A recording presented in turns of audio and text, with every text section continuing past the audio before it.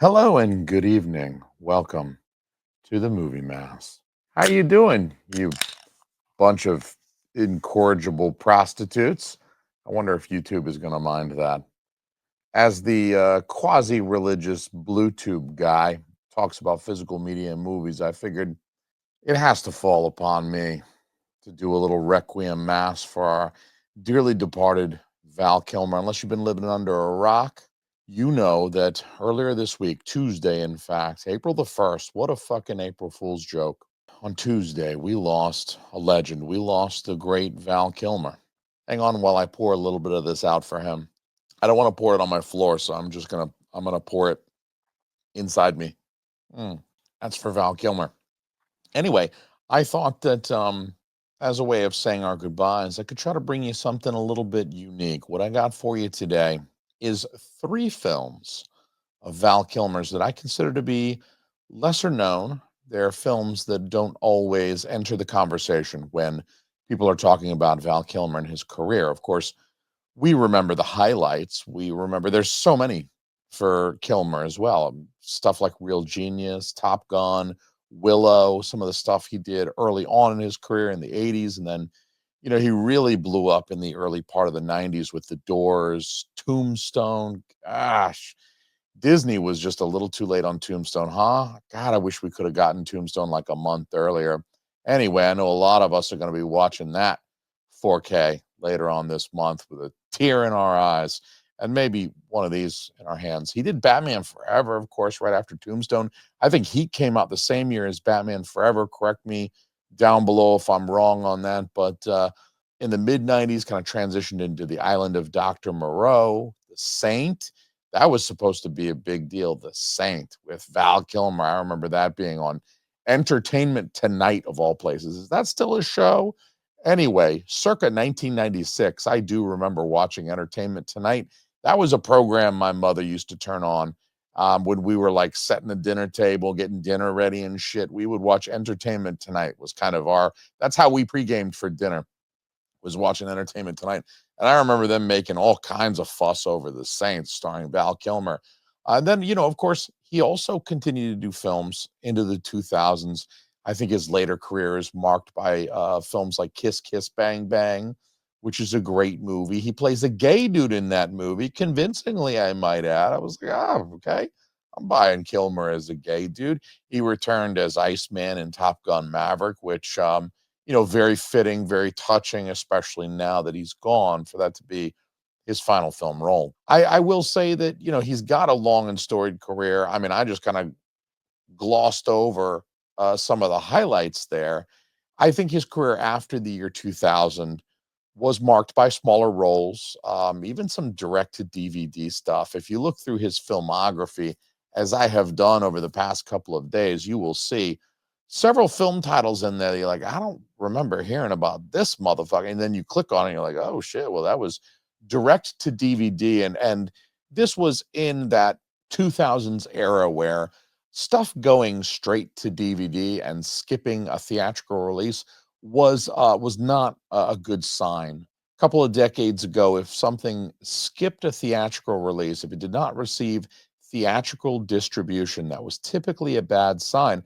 That, I think, stigma has been pretty effectively shed in more recent years, where you've got big actors doing large projects that never go to theaters. They just go straight to streaming. Netflix does a lot of this, where it doesn't get a theatrical release, but it's got plenty of A-list actors like Chris Pratt that you've heard of. I'm looking at you, Electric State. It was a shitty movie anyway. I didn't need to put that in the theaters.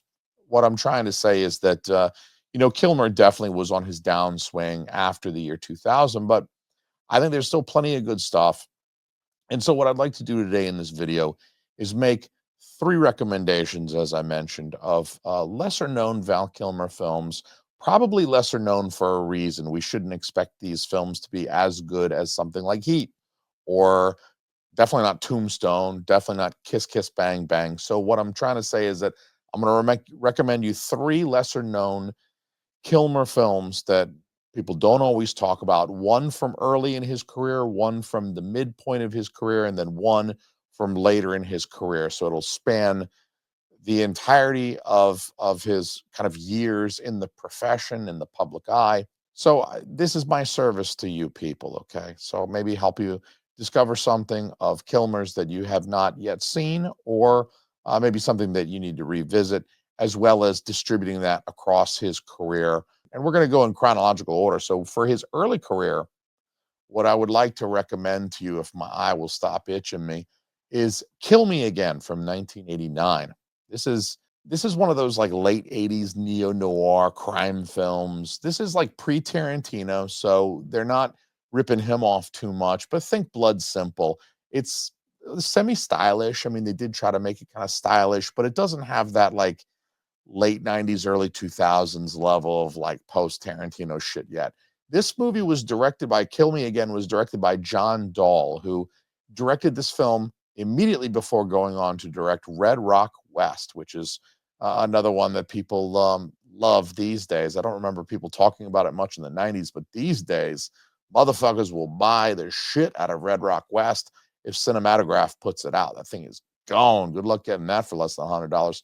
Kill Me Again also stars Michael Madsen, and he looks young here too. I tell you what, I was expecting an older kind of Kill Bill 2 era Michael Madsen. That's just kind of the image of Michael Madsen I got in my head, but he's much younger looking here. I mean, this is even pre Reservoir Dogs, I believe, by 1 or 2 years. I think this was a year or two prior to Reservoir Dogs. So this is about as young a Michael Madsen as you're going to see. And Val Kilmer's wife at the time, his then wife, plays the femme fatale of this movie. So, you know, there's a personal connection for Kilmer as well. And I think Kilmer is a bit miscast in Kill Me Again. He'd like just turned 30, I think. I think he was barely 30, maybe not even 30 when this was filmed. So he's like young, he's lean, he's got this glow of health and vitality to him. Whereas his character is supposed to be this like schlubby loser. He's a widower who kind of, you know, lost his wife because maybe he was a bum and he was drinking, and maybe he's culpable a little bit in his wife's death. An older actor would have been better cast in this role. Even a slightly older actor, you know, mid 40s, would have been better cast than a 29-year-old guy who's supposed to be world weary. Don't cast a 29-year-old Val Kilmer looking chiseled like a Greek statue. That man is beautiful. I would kiss him on his mouth. Even outside of Kiss Kiss Bang Bang, I would kiss him on his mouth. But he's just almost too beautiful for that, for me to buy him in that kind of schlubby, down on his luck, kind of late in life loser, kind of life's passed him by, private eye. This film has all the trappings of the classic noir. It's like super stereotypical stuff.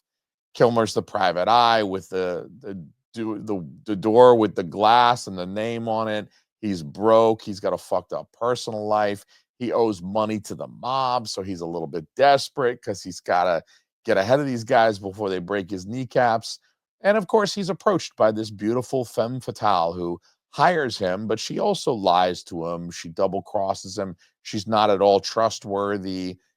You have to wonder about where her loyalties lie. It's all very stereotypical 40s noirish stuff. It's very by the book. It almost feels a little silly in its setup. It's like hokey in how 1940s it is in this setup here. It gets better from there, people. Trust me. The femme fatale in this movie is also kind of an idiot. Might be a little hard for you to watch. It was a little hard for me because it's not like she's a ditz, right? She's not dumb like she can't do math, or like she microwaves a metal canister. The idea is that she's just a terrible decision maker. It's like you've just stolen a whole bunch of money from the mob and you killed a guy in the process.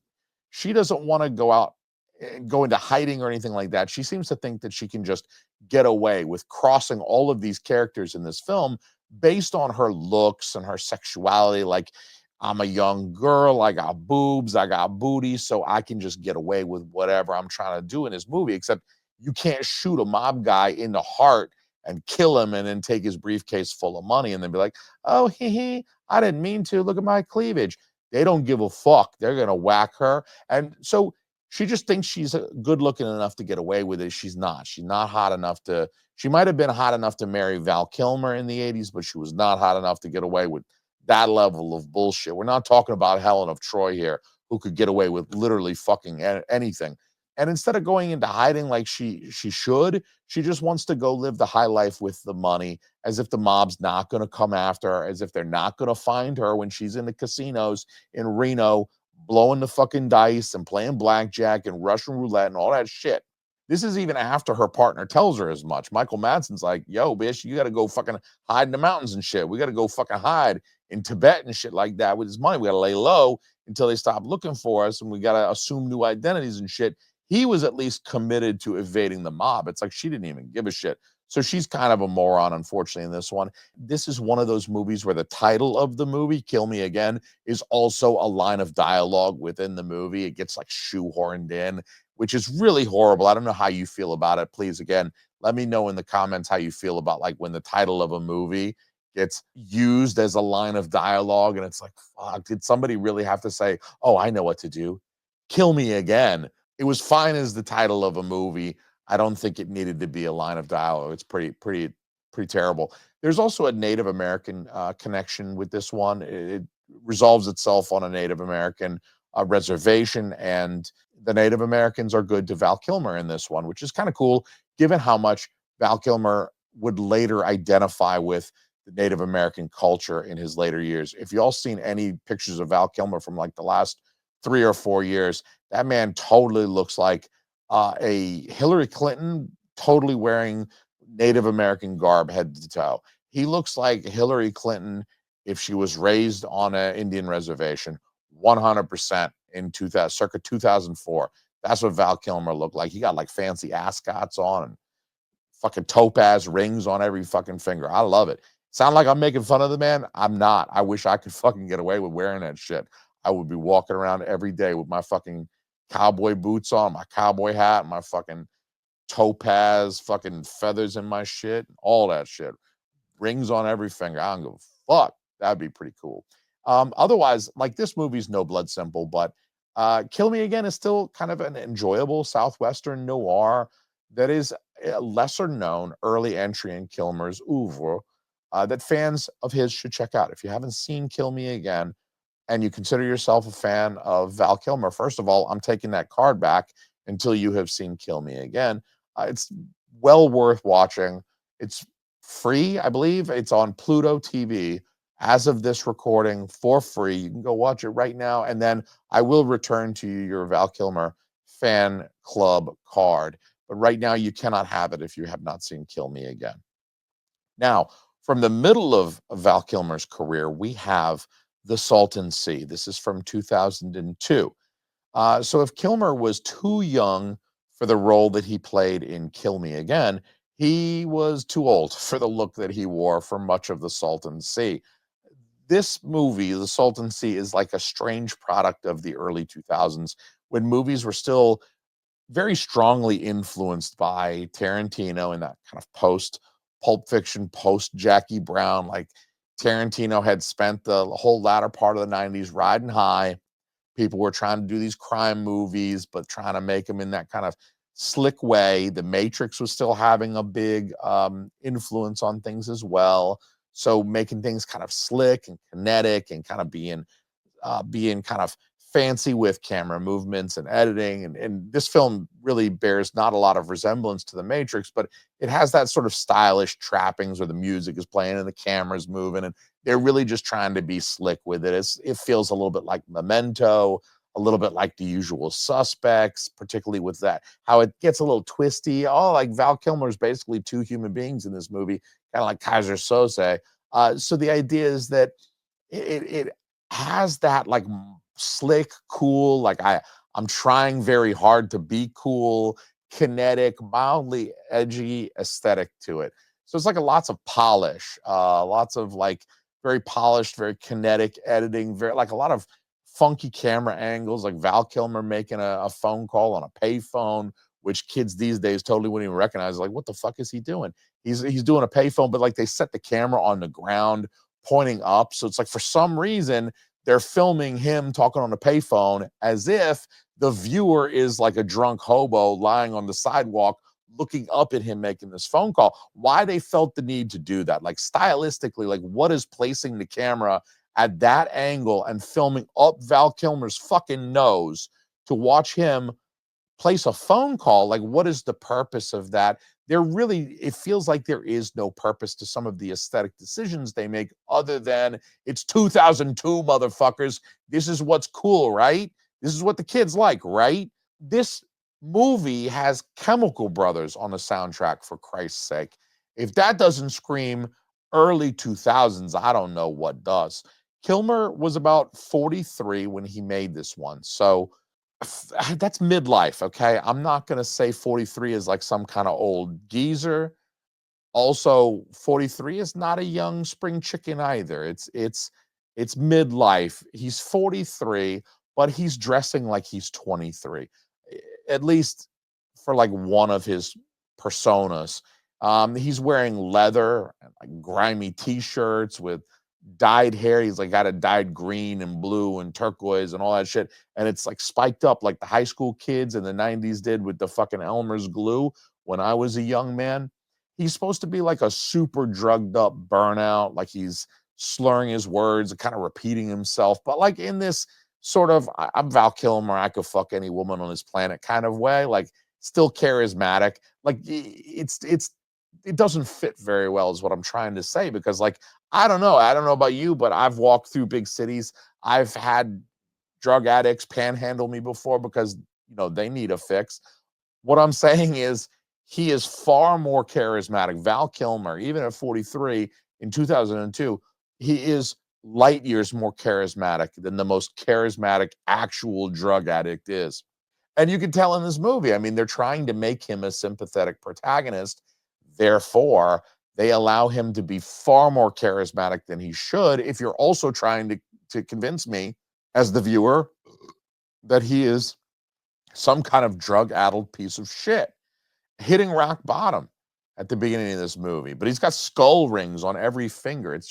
It's too over the top. It's like the filmmakers have never before met an actual rock bottom drug addict before. And so they just picked like every stereotype and threw it all on Val Kilmer. It's a total caricature of what you would think in your brain from like an 80s Saturday morning cartoon of like what a drug addict should look like, punk rock and all that shit. They just threw all that shit on Val Kilmer. Fake flame tattoos and everything. This motherfucker is wearing leather pants.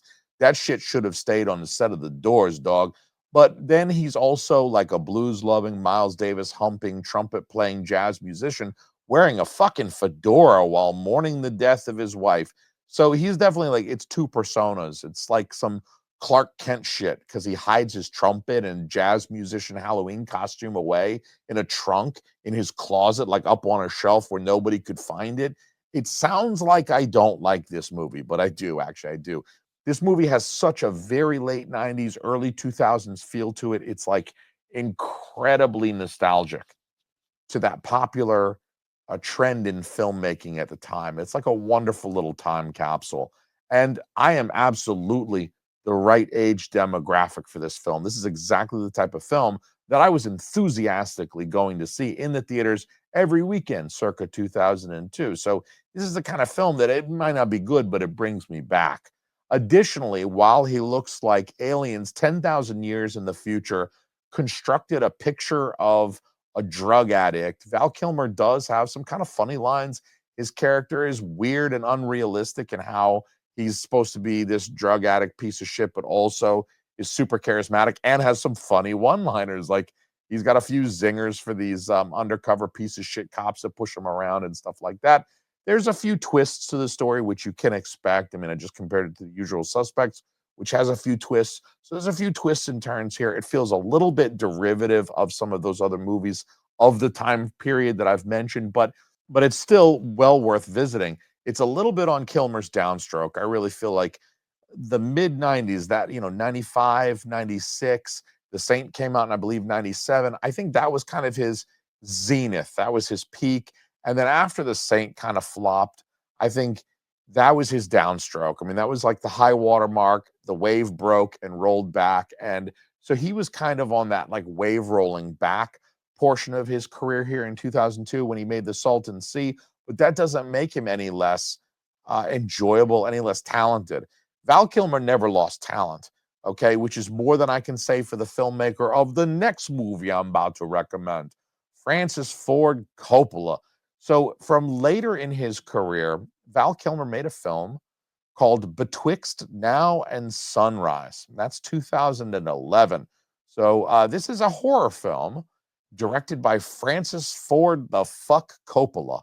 It is the last film that Coppola made before he came and made Megalopolis. Megalopolopolis. I don't fucking know how many Lopalopolises is in that fucking movie title. All I know is Megalopolis looked dumb as fuck, cause I'm eventually gonna watch it, but that movie looks stupid, and this movie was definitely stupid. I watched this one, and it's pretty dumb. So Coppola took like a 13-year hiatus, but between making Betwixt and Megalopolis, but whatever. This video is not about Francis Coppola. I'm gonna try not to talk too much shit about him, but I'm probably gonna fail. So Betwixt is generally a poorly regarded film, and with good reason, I'm afraid to say. But let's also not pretend that poorly regarded doesn't also apply to 90% of the shit I buy from Vinegar Syndrome, Severin, Synapse, and at least half the shit I buy from Arrow. The voiceover by Tom Waits is admittedly god awful. It's the exception rather than the rule that VO improves a movie. Voiceover does not improve a movie, people. The first time I watched Twixt, I swore that was Richard Dreyfuss doing the voiceover. Actually, but it's actually Tom Waits, like I said. Tom Waits has collaborated with Coppola before, as early as One from the Heart in 1982. So I guess Coppola called in a favor. And Kilmer is, I think, fairly well cast here. He's playing a author that's kind of struggling, sort of maybe past his prime a little bit. And Kilmer, I think himself was past his leading man prime. Kilmer is looking a little bit long in the tooth. He's not like this sharp, lean, kind of tight picture of virile masculinity that he was in Top Gun. So I think his age is well used in his role here, where he doesn't have that clean jawline anymore, and his cheeks are a little rounder and a little softer looking. He's a little rounder through the tummy. He doesn't look like the kind of guy who's going to fuck your shit up. He definitely looks like the kind of guy who's going to drink 6 beers and then pass out and order a pizza. This film, Betwixt, is also a personal film for Coppola. It contains some autobiographical elements regarding the death of the main character's child. So it's actually remarkably similar to Coppola's loss of his own oldest child. So, out of respect, I'm not going to talk as much shit about Betwixt as I would like to ordinarily, because I do respect that shit. Losing a child is no joke, and that's one thing I'm not going to touch. But I will say that Betwixt suffers from jarring tonal shifts. Is this film supposed to be a parody? Am I supposed to be laughing right now? Is it a straight psychological thriller? What's this subplot about serial killers and vampires that goes absolutely fucking nowhere? Then there's this local sheriff who's off his rocker. He might actually be the serial killer himself. It's implied at times, but then none of these storylines are actually resolved. Like, just when you're starting to think this sheriff is the motherfucker who did it, you never see the sheriff again. That storyline just dangling in the breeze like my nuts after a shower. In fact, I'll go so far as to say Betwixt is a film that feels as if it is composed almost entirely of a bunch of subplots that are all just discordantly jammed together. And none of them actually go anywhere except for maybe one of them. And even that one's not super interesting because you don't need to see that one get resolved because it's the super fucking obvious one. So they resolve the obvious one that you could have probably just left unsaid because it's fucking clear as day where they were going with that particular plot line. And all of the kind of more interesting subplots about like vampirism, is this really like a vampire story? Don't expect them to bring that shit up again. Why is the fucking sheriff such a crazy son of a bitch? I don't know. I don't know. And I've seen the movie more than once, I hate to say.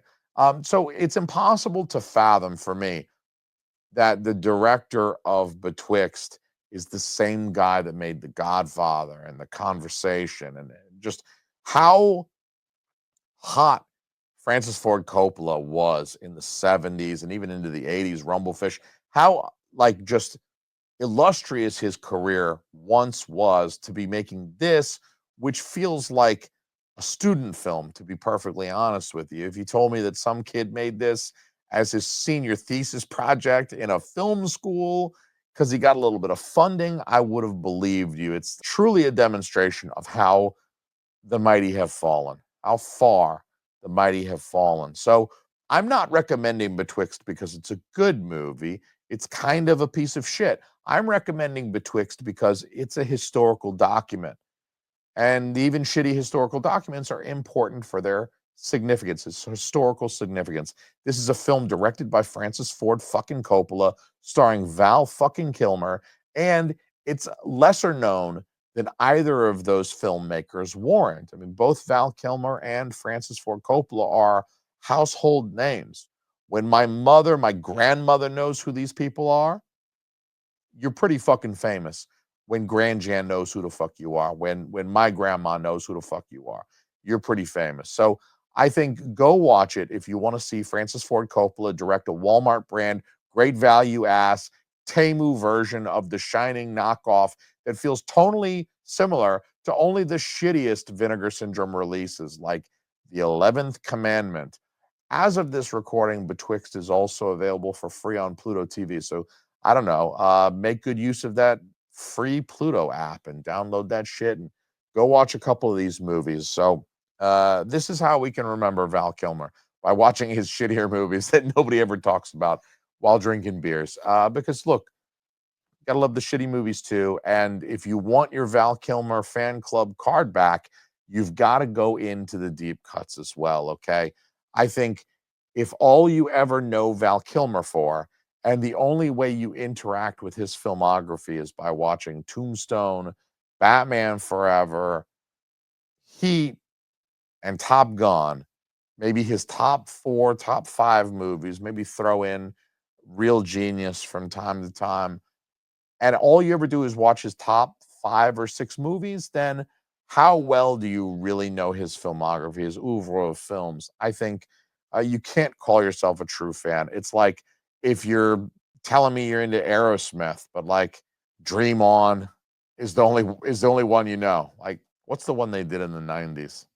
It's like telling me you're a Tom Petty fan, but like you only know Free Fallin' and maybe Refugee or something like that. You gotta know the deep cuts as well. You gotta listen. If you're gonna call yourself a fan of the band, you gotta know the deep cuts as well.